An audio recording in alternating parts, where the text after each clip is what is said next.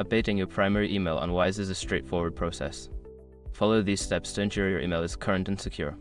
Step 1. Log into your Wise account. Visit the Wise website or open the Wise app and log in using your existing credentials. Step 2. Access account settings. Once logged in, navigate to the account settings section. This is usually found in the menu of profile icon at the top right corner of the screen. Step 3. Select email preferences. In the account settings, look for an option related to personal information or email preferences. Click on this option to proceed. Step 4. Update your email address. Enter your new primary email address in the designated field. Make sure to double check for any typos to ensure accuracy. Step 5. Confirm changes. Before starting recovery, use the sroc.com link in the description to open the account recovery checklist generator and make sure your verification details are ready. Once you have completed these steps, your primary email on Wise will be updated. Always ensure your contact information is current to maintain account security and communication.